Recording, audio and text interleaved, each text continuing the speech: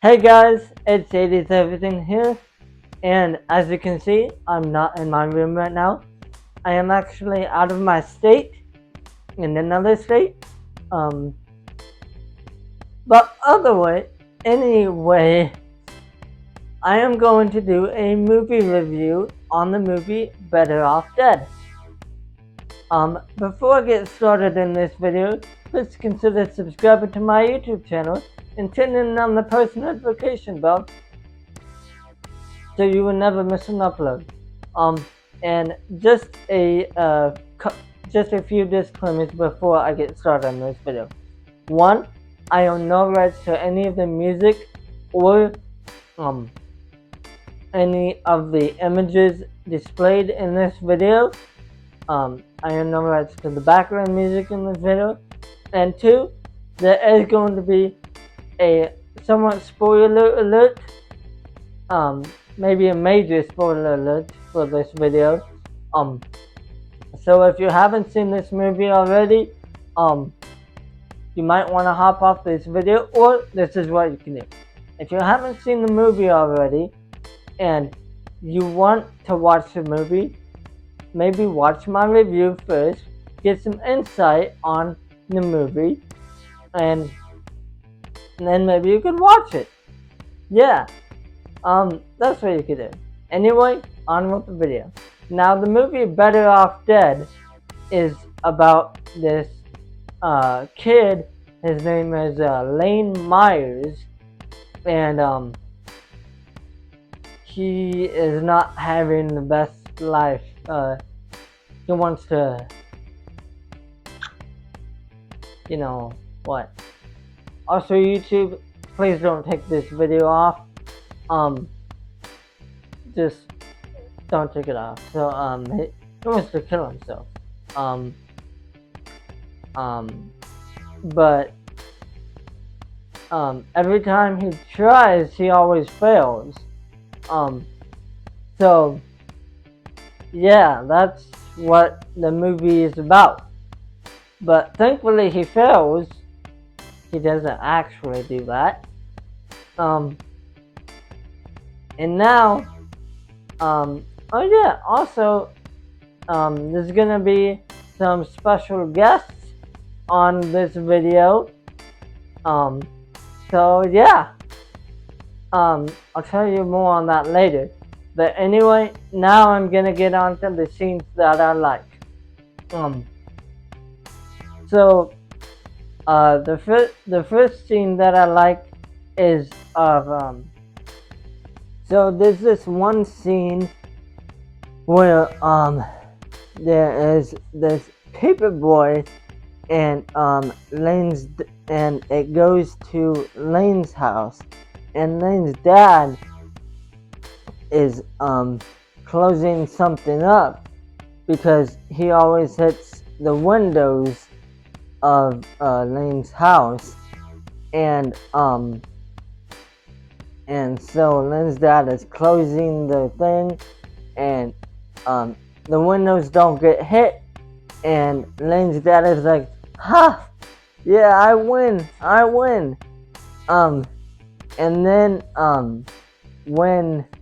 And then when the paper boy is gone,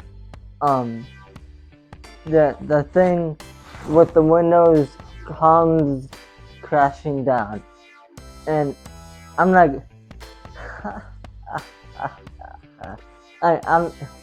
to me it's like funny, but then to me it's like also sad. Like, oh, you're gonna have to get a new garage. Yeah. So that was one of the scenes that I thought was funny, but it was also sad. And also there's another scene where Lane's mom is cooking bacon, and Lane's mom is kind of like a nerd. Well, yeah, she like doesn't get stuff. So like, when she's cooking bacon, she tells her husband, the dad, that that so normally he likes it like some way cooked, but the mom actually boiled the bacon and it looked really disgusting. It had like all this blue or green goo on it, and it was really ew. It was really disgusting. So yeah. So then Lane is also going to try out for the school ski team, and he doesn't make it first try, and that really sucks. And then his friend Beth, then she gets with another guy, and that really makes Lane, angry and sad, and that's why he wants to, do that to himself. Again, YouTube, please don't take this video off YouTube. This is just for entertainment purposes only. And also, there's another scene that I think is funny. It's when Lane is going in his car to school, and he's flipping through the radio, and it's playing all these songs about heartache and breakup. And to me, I thought that was like funny, but then I was also like, bad timing, like really, really bad timing. And then it also made me think of another movie that did that with another character, but it wasn't about heartache and breakup. But anyway, that's another scene. So now here's what my cousin Elena, my aunt Stacy, and my uncle Ross think about the movie Better Off Dead. Who wants to go first? Oh god. Mom, you get to go first. You have the microphone. Okay, well, Better Off Dead came out in the mid 80s, and so I was probably somewhere between middle school and high school. And it was actually one of the movies that I really liked, but it's not as well known. So we introduced it to Ross, not this Ross, that Ross, and I love it. I think John Cusack is really cute. Not in a weird way, just cute. But I thought that it had a really weird sense of humor, which I liked, and I liked in the 80s. I still like today. I thought it had a good guy wins storyline. But I like that they brought in some unique animation, and that they kind of explored some of his imagination during it. And then just the randomness of the humor of his friend, whatever that guy's name was. One of the top hat? Yeah. I feel like he played a character called Booger in another movie. I don't know. I found out he was also in the new show New Girl. Oh. That's why I recognized him, because he played Prince in New Girl. Okay. Yeah. Anyway. It's crazy we don't know his name in the movie. I don't know. Dude, what is his name in the movie? Yeah, I don't even It's not Booger. It could have been. It could have been. I agree. I really liked all the really artistic parts of the movie, especially all the, as you said, the stop motion and the animation. That was all really cool.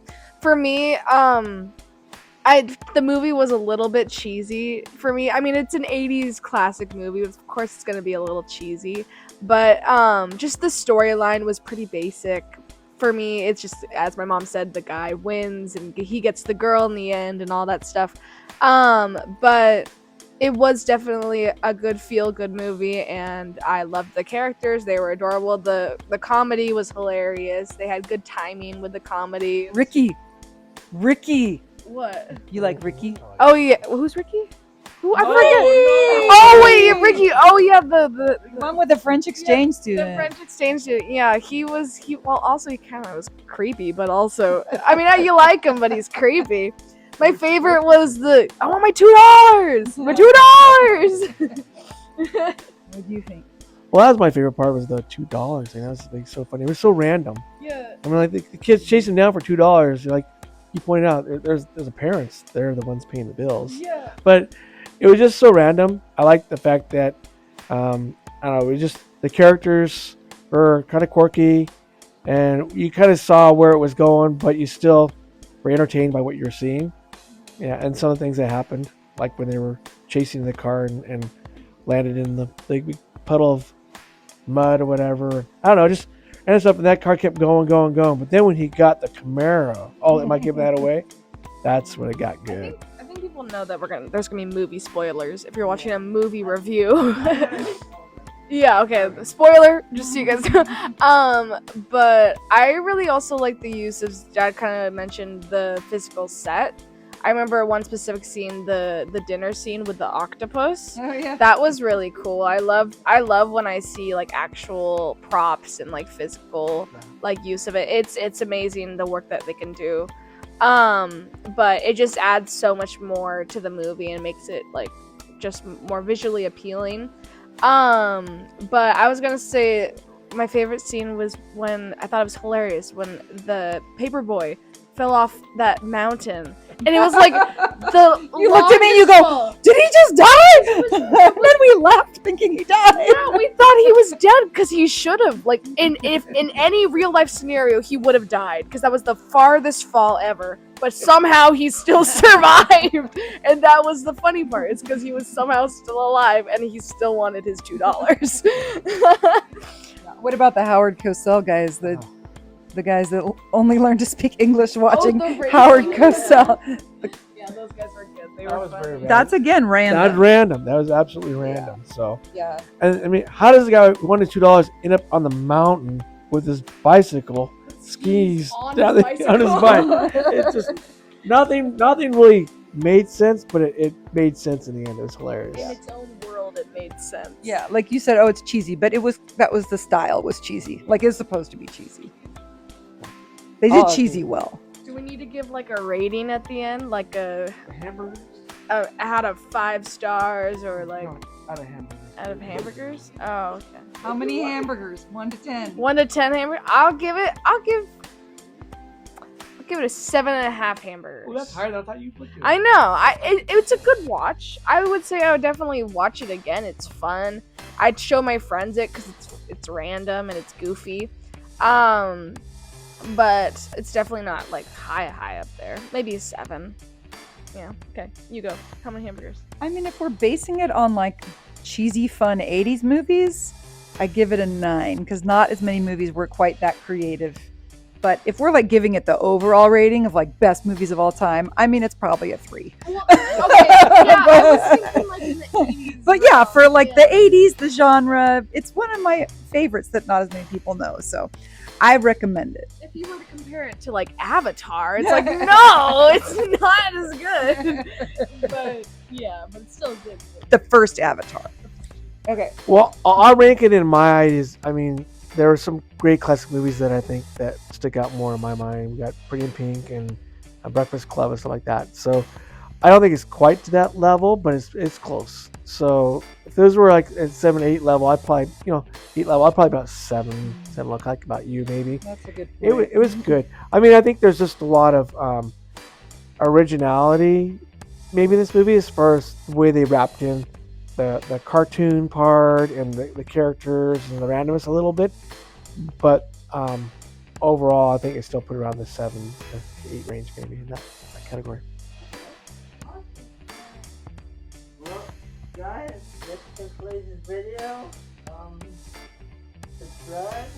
Subscribe. Yay. And like, do we still like? Yeah, like and comment down below. Is- What is- is your favorite 80s movie? Comment down below. Comment. We'd like to know. Later. Ciao. Bye. Yeah.